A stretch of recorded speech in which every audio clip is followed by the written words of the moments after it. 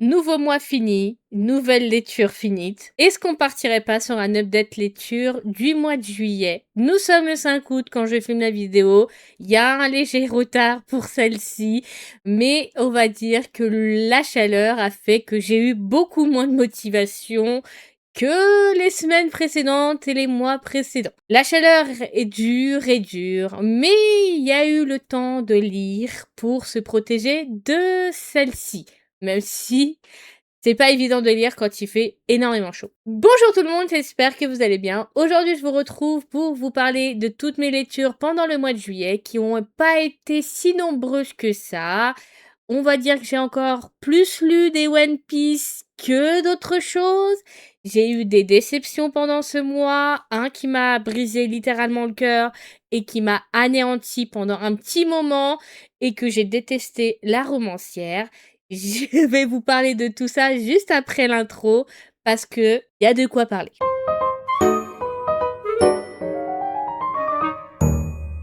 On va commencer comme d'habitude par la pile des mangas. Nous avons donc cette petite pile des mangas en cours et bien sûr la pile des One Piece. J'ai lu 15 tomes pendant le mois de juillet. On va dire que j'essaye de rattraper. Là, je suis en pause parce que c'est vrai que One Piece, ça parle énormément, donc il faut vraiment s'accrocher. Et pour les autres, bah, c'était des lectures qui me restaient et qui étaient sorties pendant le mois de juillet, donc on va parler de ça tout de suite. On va commencer avec le premier, qui est le 12e tome de L'amour est dans le thé de la romancière Umebachi Yamanaka. C'est un manga que j'apprécie toujours autant. On est sur deux personnages qui évoluent dans leurs relations, qui vont avoir des problématiques qui vont se poser.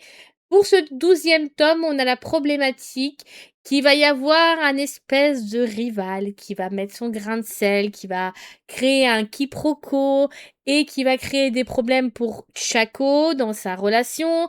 Et pas que, ça va créer aussi un problème dans la relation de ce perso qui est supposé être marié. Donc ça va créer un conflit. Ça va être suivre le quotidien encore une fois de Chaco et Ishin, qui sont deux personnages hyper touchants avec leur métier qu'ils font, c'est la culture du thé, plus les concours au niveau du thé. Et Chaco va être approché par un homme qui va lui proposer d'être la figure de sa démonstration de thé roulé. Et elle va devoir y réfléchir, en parler avec Ishin, et j'ai beaucoup aimé, c'est vraiment très chill à lire, pas prise de tête, avec des dialogues doux, des personnages touchants, matures, et avec une petite touche d'humour. Et là on voit qu'à la fin, ça réserve un peu une partie un peu psychopathe où tu te demandes qu'est-ce qui va se passer pour Chaco.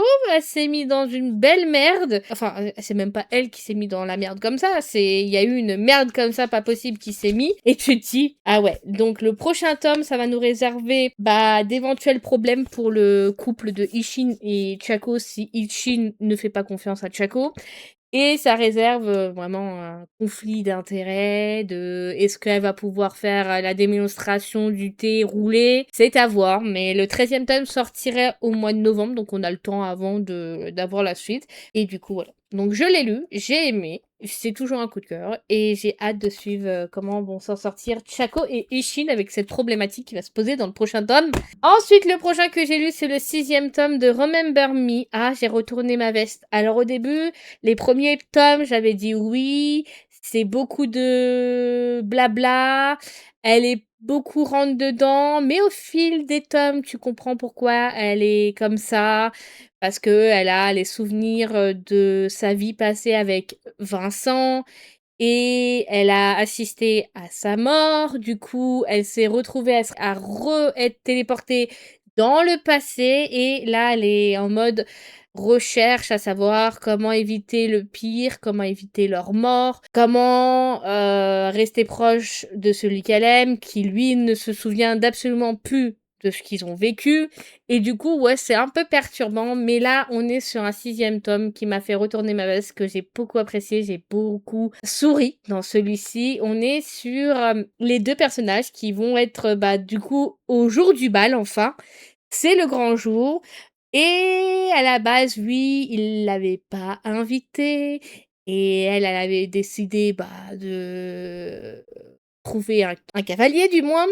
Et du coup, lui, il avait fait une crise de jalousie dans les précédents tomes. Et au final, ils vont aller tous les deux au bal. Et c'est vraiment une évolution dans les personnages. Regardez-moi la beauté juste de l'image et des dessins. J'ai vraiment beaucoup aimé. Là, vraiment, j'ai eu un coup de cœur pour ce tome-là. C'est vraiment le tome que j'ai préféré le plus dans tous les précédents. Et on a une partie qui m'a fait bien rire.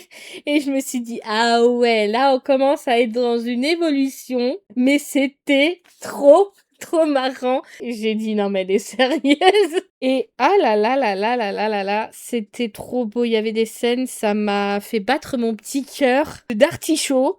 Et j'ai hâte de voir comment ils vont évoluer, et comment ça va se passer. Et puis j'ai peur aussi, en fait, de l'éventuelle menace qui peut se passer aussi. Donc c'est vraiment, encore une fois, une histoire que je peux vous conseiller en termes de shoujo. Donc on a beaucoup de mystères, beaucoup de magie, beaucoup de personnages secondaires qui sont vraiment appréciables à découvrir et qui sont hyper touchants. Donc c'est encore une bonne découverte de ce manga. Et oh là là là là là, que dire de plus que... Là, c'est un coup de cœur pour celui-là, pour le moment. Après, j'ai pas encore vu la suite, on verra bien. Donc, celui-là que j'ai lu, donc ça, c'est les 2 shoujo que j'ai lus du mois. Ensuite, on va enchaîner sur la fin de série du manga Jujutsu Kaisen, le tome 30 et dernier tome. Ça a été la conclusion, une conclusion qui était compliquée à comprendre, complexe en termes de combat, beaucoup d'explications qui m'ont vraiment perdu depuis ces derniers tomes. J'avouerai que j'ai dû demander à Gemini, une intelligence artificielle, pour m'expliquer la traque, parce que je ne comprenais que dalle. En fait, je pense que Gegei Akutami s'est perdu dans les explications de tout ça. Parce que il y avait beaucoup de dialogues, beaucoup d'explications. Mon cerveau, il a dit, on prend que dalle. Et en fait, j'étais contente quand même qu'on arrive à la fin de ce manga. Parce que je pense que les derniers tomes ont été trop chargés en explications. Du coup, ouais, c'était une belle conclusion. Comme je les aime, malgré que, voilà, il n'y a pas eu le retournement de veste en me disant, que un des personnages allait survivre. Voilà, donc je suis un peu triste quand même. Et malgré tout, je suis contente parce que ça se finit plutôt bien. Je m'attendais à une fin pas autre, j'avouerai que j'ai bien aimé la fin et j'aurais voulu avoir un petit peu plus de choses pour comprendre un peu plus. Mais c'est vrai que moi, je me suis un peu perdue parce que il avait beaucoup d'explications sur les techniques, sur les trucs, sur la track. Et au final, même comme ça, j'ai rien compris. Voilà, donc ça m'a un peu rendu perplexe. Donc peut-être que je comprendrai mieux en regardant l'adaptation en anime. Donc la fin, je l'ai à peu près comprise, mais il y a encore une part de moi qui est restée dedans, en mode j'ai pas tout compris. Voilà, du coup j'ai lu celui-là. Ensuite, j'ai lu le 15e tome de Kindergarten War. Alors là, on a un bordel qui se passe, on a des séparations, on a des menaces, on a une révélation de fou. On a le passé d'une des personnages qui m'a brisé le cœur, mais littéralement brisé le cœur. Ça m'a touché en plein cœur et j'ai versé ma larme.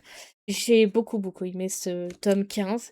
J'ai hâte de lire la suite, de voir comment ils vont s'en sortir, pour se retrouver, pour régler le problème qui est apparu depuis le tome 14, avec la disparition et l'enlèvement de certaines personnes. Et on a un nouveau personnage qui va peut-être perturber certaines relations, dont je citerai pas le nom. Mais on a aussi des révélations de sentiments pour d'autres personnages un peu secondaires, mais qui sont un peu quand même principaux, parce qu'on les voit vraiment beaucoup.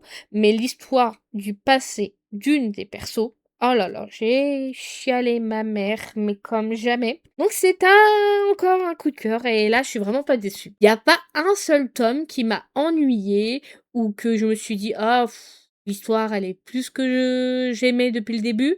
Là vraiment, je peux vous dire que je suis toujours aussi à fond dedans et c'est une pépite, personnellement, bourrée d'humour, bourrée d'action, bourrée de rebondissements qu'on s'attend pas. Je dis ça, je dirais. Finissons avec le manga que j'ai le plus lu, hein, comme d'habitude. C'est les One Piece. J'ai lu du tome 76 au tome 80, donc j'ai bouclé l'arc de Dressrosa. C'est pas le meilleur arc que j'ai préféré, mais je l'ai quand même aimé parce qu'il y avait Trafalgar Law. C'est un de mes personnages préférés dans One Piece. Il n'y a pas que lui. En fait, je les aime tous pour un petit quelque chose, mais alors Trafalgar Law, je ne sais pas pourquoi. Son histoire hyper poignante qui m'a torturée, j'ai versé ma larme encore une fois dans cet arc-là. Sa personnalité, son équipage, son attitude un peu froide. Mais alors j'ai adoré la complicité où il se retrouve avec Chopper. J'ai vraiment beaucoup aimé la scène où il se retrouve attaché avec Chopper.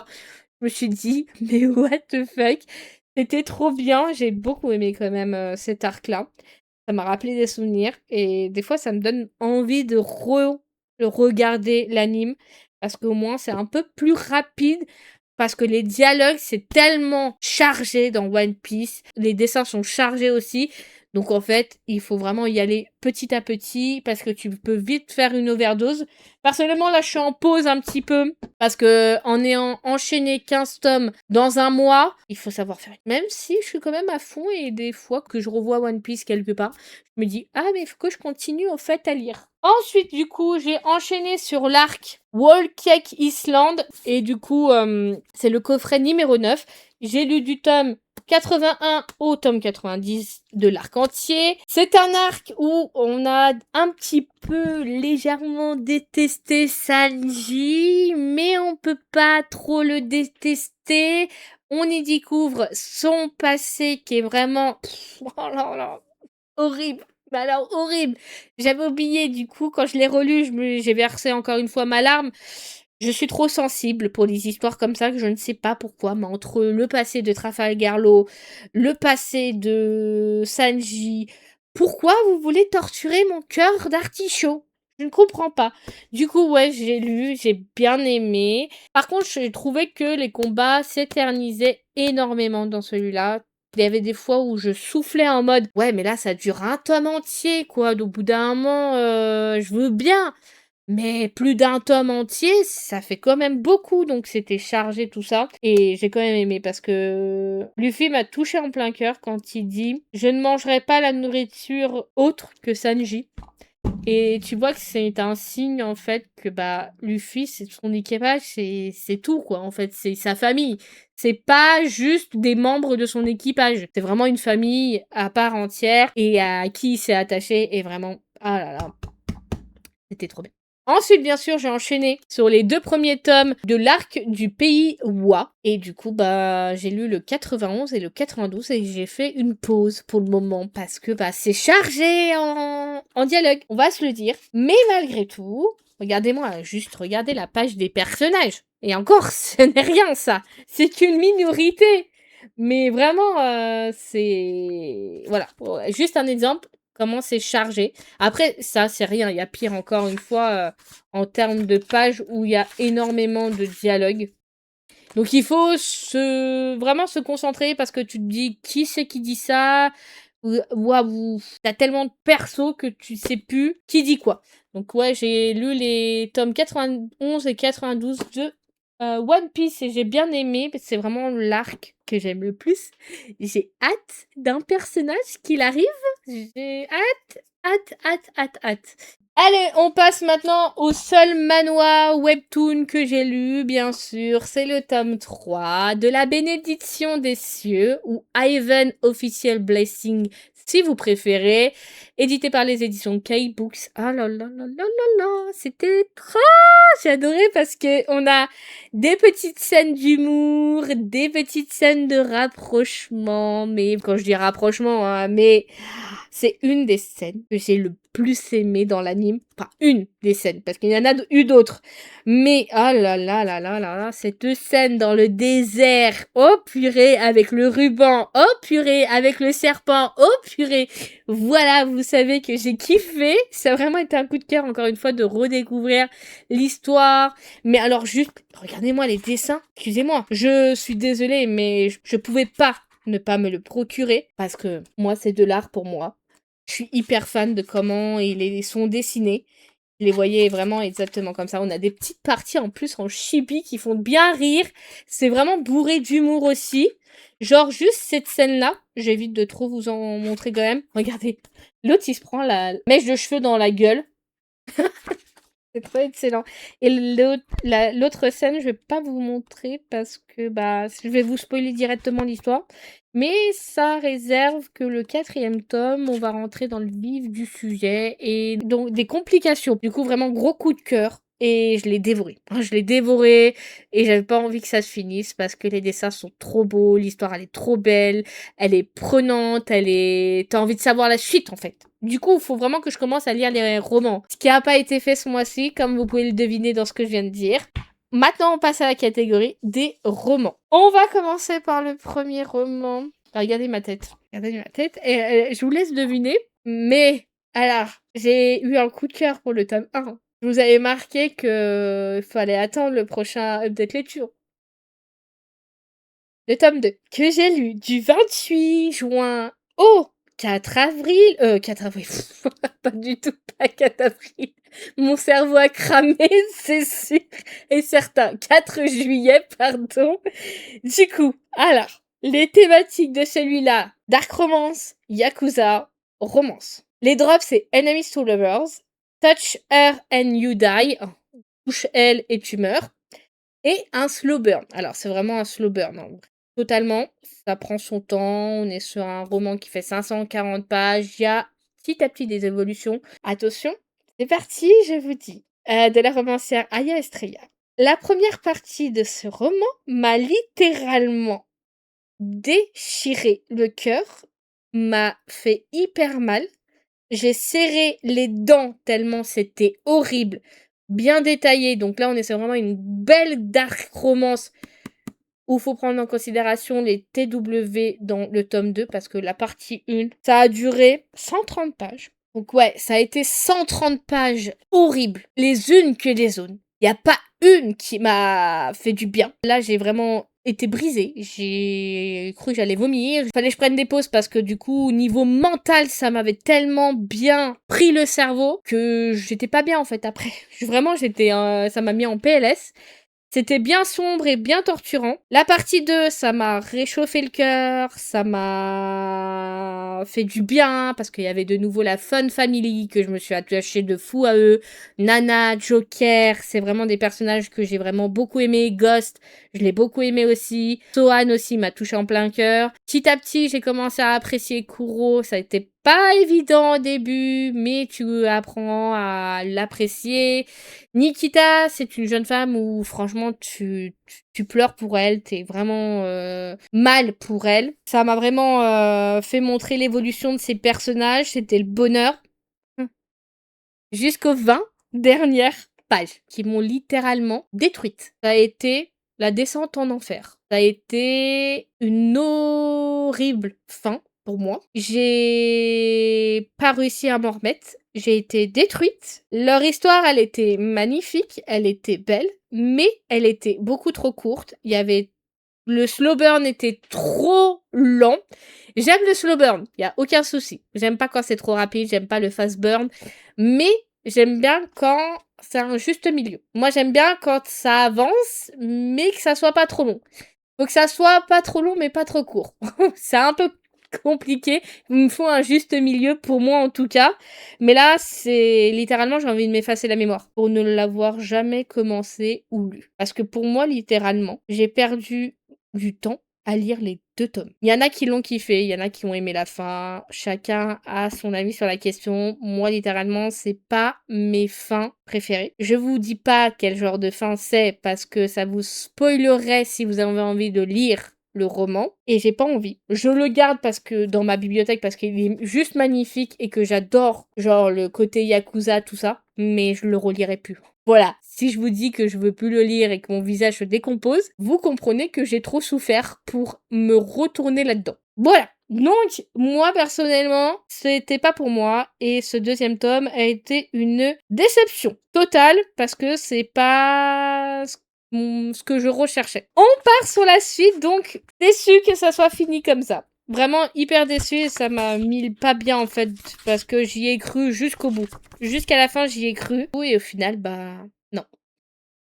Non. Du coup, j'ai la haine. Voilà, j'ai clairement la haine et j'ai détesté la romancière. Après, je ne lui en veux pas parce que chacun a le droit d'écrire ce qu'il veut. Mais j'avoue que je la déteste un petit peu pour m'avoir autant brisé le cœur. Et qu'il a fallu que je lise d'autres choses pour me recoller mon petit cœur qui était en morceaux. Je suis trop fragile. Qu'est-ce qui se passe? Suivant, du coup, pour remédier au fait que j'avais été brisée en deux, il fallait que je lis un roman que j'avais déjà lu, qui m'avait été doudou, qui avait été trop bien à lire à l'époque et que j'avais beaucoup aimé. Je l'ai repris. J'avais acheté 2 poches au début du mois de juillet pour avoir le roman Esprit d'équipe offert avec des annotations des romancières qui m'ont bien fait rire. J'ai beaucoup aimé, j'étais en mode, on a les mêmes réactions, regardez-moi ça. Genre, j'ai adoré le petit dessin qu'ils ont fait. C'était trop mignon. Genre, à panique à bord et les petites annotations, j'ai vraiment beaucoup, beaucoup aimé. Les thématiques pour celui-là, M meets M, relation amoureuse entre 2 hommes. Vous êtes prévenus avant d'écouter mon avis là-dessus. C'est une romance sur du sport, particulièrement le football américain. C'est les drops Enemies to Lovers et rivalité. On a des TW à prendre en considération. C'est une relecture que j'ai lue du 18 juillet au 20 juillet. Je l'ai dévoré en 2 jours. Je vous laisse imaginer si je l'ai de nouveau aimé. Voilà, ça se voit à ma tête. Donc c'est une relecture version annotée. C'était un vrai bonheur de me replonger dans l'histoire de Darek et d'Eliot. 2 personnages qui sont juste trop attachants, qui sont perdus dans leur vie, qui m'ont littéralement fait rire, pleurer, torturer et parfois détester un des 2, mais au final tu comprends que c'est pas facile, c'est pas évident et on est quand même sur 2 personnages qui sont coéquipiers dans une équipe de football américain. Donc les tensions sont assez rudes. On est sur de la tension vraiment électrique entre les 2. Au début, ils se détestent parce qu'il s'est passé un petit quelque chose entre eux. Ça a été de nouveau un coup de cœur. Clairement, j'ai adoré retrouver le Enemies ultra présent et intense dans l'univers d'esprit d'équipe, surtout dans l'univers du football américain. Les voir se bouffer la gueule. Moi, ça me faisait rire, ça me torturait en même temps, parce que ça crée une vraie tension et une vraie alchimie entre eux. Ça rend le tout de nouveau addictif. Et du coup, bah, ça a été un sans faute de nouveau. Et je pense que je le relirai vraiment avec un grand plaisir parce que bah, j'ai de nouveau eu ces frissons, cette torsion au cœur quand il y a des petits moments un peu blessants pour les persos et t'es là, tu te dis non, mais vas-y, parle-lui et t'es en mode comme les romancières en fait quand elles ont annoté.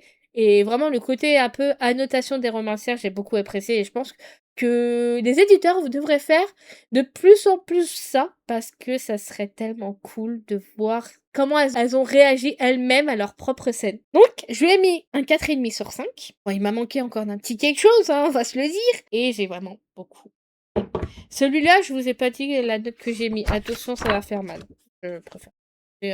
Mais encore une fois, c'est ma notation. C'est pour me rappeler que celui-là, ce n'est pas à relire pour moi. Du coup, celui-là, je lui ai mis un 2,5. Je crois que ça a été la note la plus sévère que j'ai pu mettre depuis un moment dans mes lectures. J'aime pas mettre des mauvaises notes, mais là, quand tu me brises littéralement le cœur comme ça, c'est pas possible. C'est pas possible, je vous dis littéralement, c'est pas possible. On continue avec le prochain. Hawk Rides Campus, le tome 1. C'est une histoire indépendante à chaque tome, donc vous inquiétez pas, vous n'êtes pas obligé de suivre les autres pour lire l'histoire. De la romancière Tamar Saborito, je vais m'en sortir dans ce que je veux dire. Les drops, c'est If Fall First and Harder, patinage, Enemies to Lovers. Le genre, c'est romance, campus et hockey sur glace. Et on est sur une lecture de 532 pages avec des magnifiques illustrations du don. Voilà, pour les autres, il n'y en avait pas. Donc ça a été une romance de hockey sympathique, chill et fluide à lire, parfaite pour se vider la tête entre des tomes un peu plus complexes. Malheureusement, la relation manque cruellement d'alchimie et m'a semblé précipitée, basée sur le physique, donc beaucoup de smut. Voilà.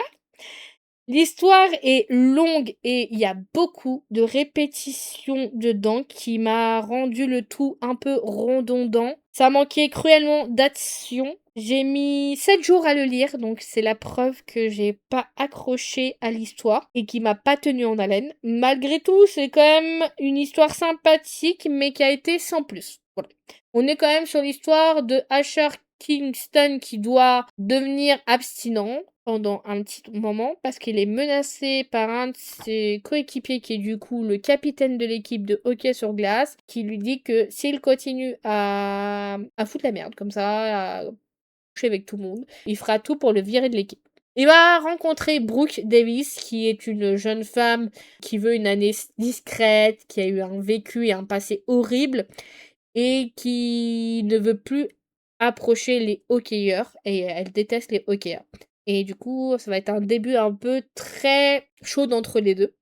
Vraiment détestable dès le début, et puis petit à petit, la tension va se transformer en plus, et voilà. Donc ça a été beaucoup trop rapide au niveau de ça, et beaucoup trop répétitif. Donc moi, je l'ai noté 3 sur 5.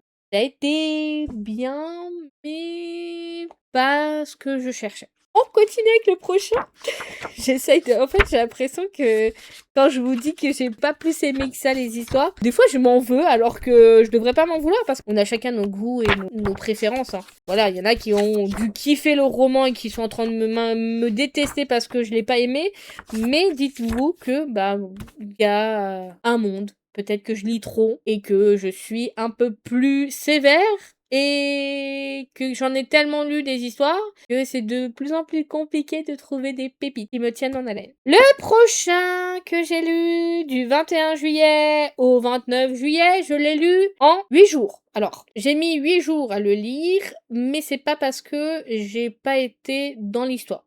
Il y a eu le fait que j'ai été pas mal occupée, que j'ai pas pu me poser pour lire, et l'histoire m'a pas plus tenue en haleine que ça, mais j'ai quand même beaucoup aimé l'histoire. On va quand même être franche, c'est un roman avec les genres romance, royauté, et les drops c'est Rival to Lovers, mariage arrangé et opposé qui s'attirent. Voilà, des romancières aimées loup.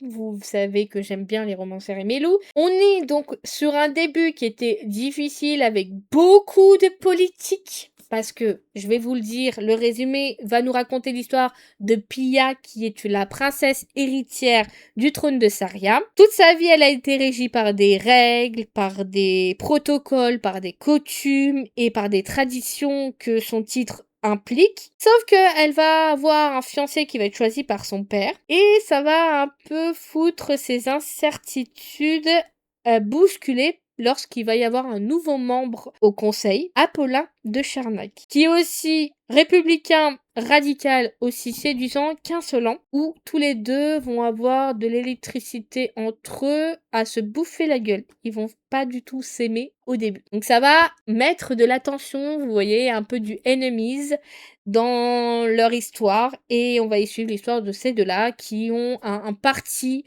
à l'opposé de l'autre. Ce que j'en ai pensé, c'est que ça a été un début difficile avec beaucoup de politique, beaucoup de coutumes, beaucoup de traditions et de royauté dedans, rendant la lecture ennuyante au début, à faire préciser.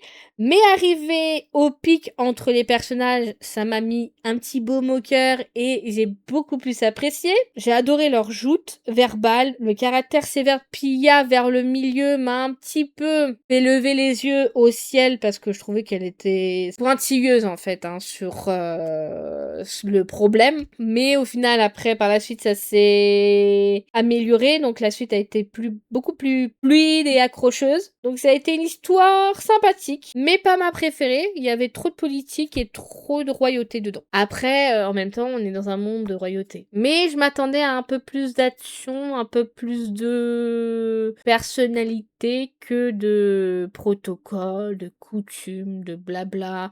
Voilà, tout ça. Mais je lui ai mis un 4 sur 5. Donc, on va dire que j'ai aimé. Malgré le côté un peu redondant de la politique, c'est pas mon truc. Moi, déjà, quand j'entends parler de la politique à la télé, j'ai envie de me tirer une balle. Non, mais vraiment, hein, je vous accorde que je suis la première à changer la chaîne parce que je préfère regarder, vraiment à choisir, les bisounours. Voilà, clairement. Ou alors Teletubbies. Je suis vraiment sérieuse quand je vous dis ça. Ah, ça fait trop d'informations anxiogènes à écouter dans un monde qui est déjà assez compliqué comme ça. Bon, on passe au dernier roman que je n'ai plus en ma possession. Et qui veut dire que je ne l'ai plus en ma possession veut dire que je ne l'ai pas aimé du tout. Alors, celui-là, ma sœur et moi, on est sur deux avis différents.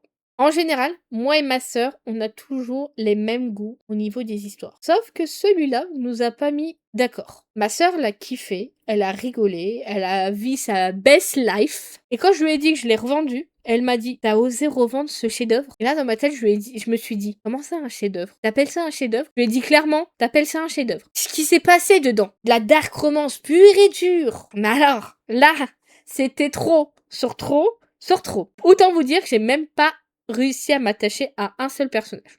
Ma soeur m'a dit, tu vas voir, tu vas kiffer l'héroïne, elle a des punchlines, machin, t'aimes bien les filles qui sont un peu badass. Bah clairement, non.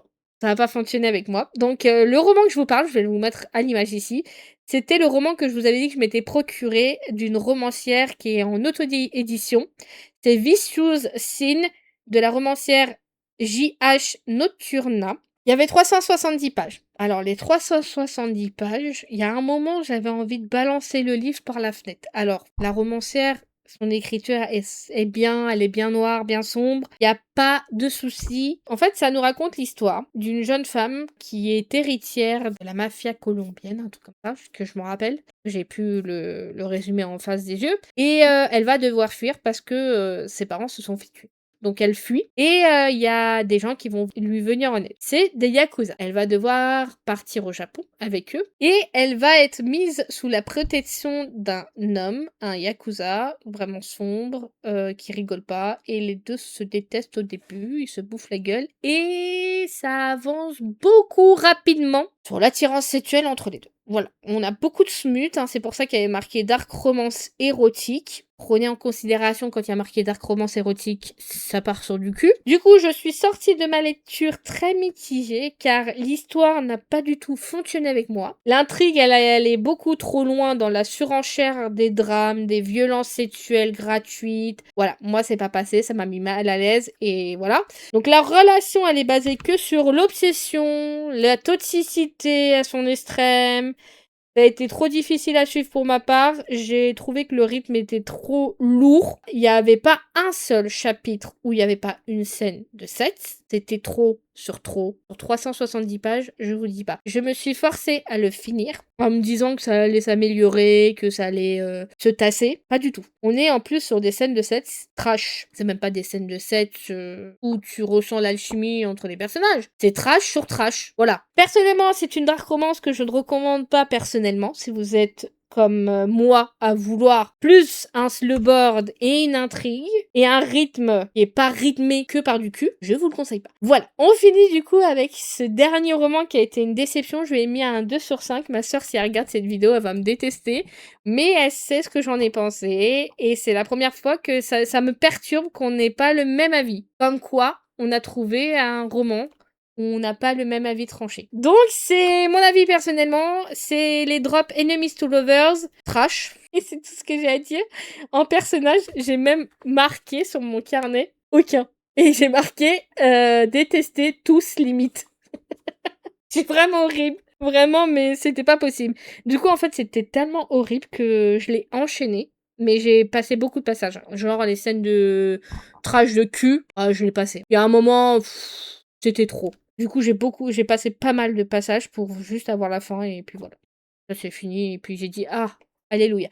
Du coup, voilà pour mon update lecture du mois de juillet qui a été chargé de nouveau en déception, en remise en question, c'est vrai, et en relecture appréciable de Esprit d'équipe, vraiment.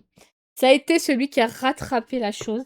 Celui-là et celui-là. Ils ont rattrapé. Vraiment, ils ont rattrapé la chose parce que j'en avais besoin. En tout cas, n'hésitez pas à me dire, vous, dans les commentaires, ce que vous avez lu, si vous avez eu des déceptions pendant le mois ou si vous avez eu plus de coups de cœur. Je serais contente, encore une fois, de vous lire et vous répondre. On se retrouvera très prochainement pour une vidéo, peut-être dans un autre endroit. Qui sait, j'ai réussi à enfin à me procurer un micro pour mon téléphone, mais j'avoue que je cherche des idées à vous faire en vidéo. C'est pas évident. J'aimerais bien faire des reading vlogs, genre des vlogs où je lis, je vous parle un petit peu du roman que je suis en train de lire, ce que j'en pense au bout d'une dizaine de pages, centaine de pages. Ça serait plutôt sympathique si ça vous dit. Faut que je m'organise parce que je dis ça, mais il faut que je m'organise parce que je fais tellement de choses entre mon écriture, les lives, les vidéos, les lectures. J'avoue que ma vie ne sait plus où elle va. Du coup, c'est perturbant d'avoir pas assez de temps pour tout. Donc j'essaye de m'organiser pour essayer d'avoir de la place pour tout et pas me frustrer parce que j'ai envie de faire 36 choses à la fois. Merci d'avoir regardé cette vidéo, prenez soin de vous, profitez de votre été, profitez de votre famille, de vos amis et de tous vos proches que vous aimez et que vous appréciez surtout. On se retrouvera très prochainement et je vous dis à bientôt. Bye tout le monde.